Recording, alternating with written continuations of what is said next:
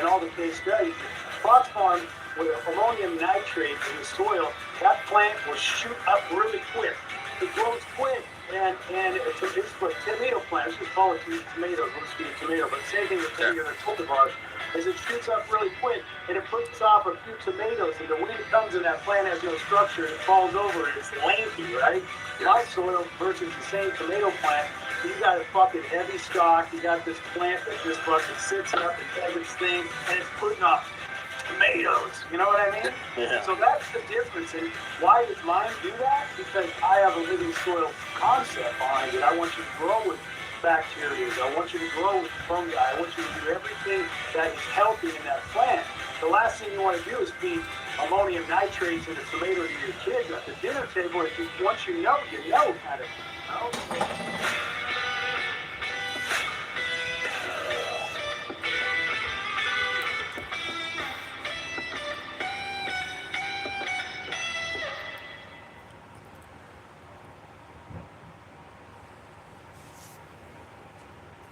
Welcome to one of the largest scaled land restoration projects on the planet.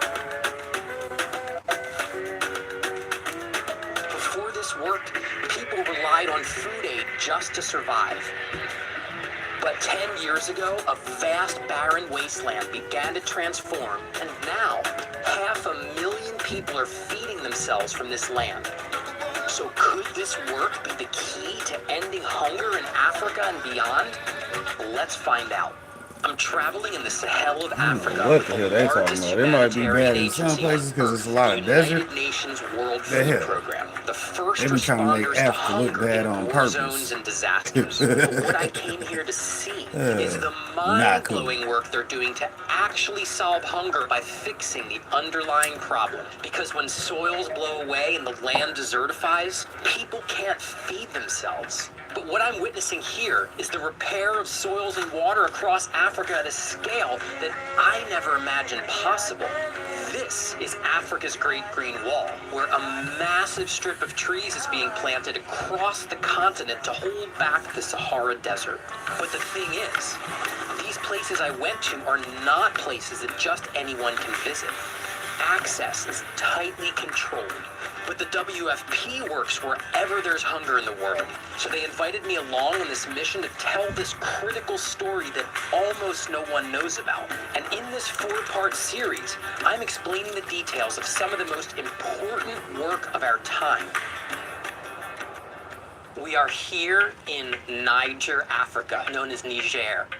In this nearly 5-square-mile block of land restoration, 5 different villages planted about 100,000 trees, put in about 20 tons of grass seed, and we can see the land is starting to come back to life.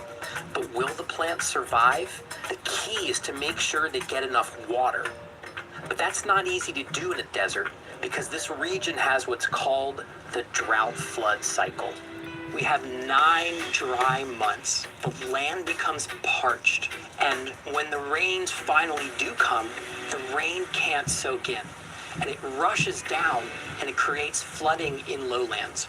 But in the Sahel, we find an age-old water harvesting structure called the half moon. This simple structure has all of this capacity to store this water and hold this water until the water soaks down into the ground. There are a lot of different variations on these half-moon structures, and which one you choose depends on what your end goal is. Are you creating a forest, or a grassland, or a millet growing area? And how well do the soils hold or drain water? But the basic idea is that the half moon's laid out in a contour, and it's dug so it intercepts the water flowing down slope during heavy rains. There are deep pits dug inside and outside of the half moon called zai pits, which collect organic matter that blows or flows into the pits, and ultimately they allow for the deep soakage of rainwater into the ground. Oftentimes a tree is planted, as well as grasses and other seeds that germinate with the rains. Birds and wind bring in more seeds, and the half moon becomes a concentration point for water, nutrients, plants, and animals. The ecosystem grows, and life returns. It's astoundingly simple, but how does it work in practice? This site is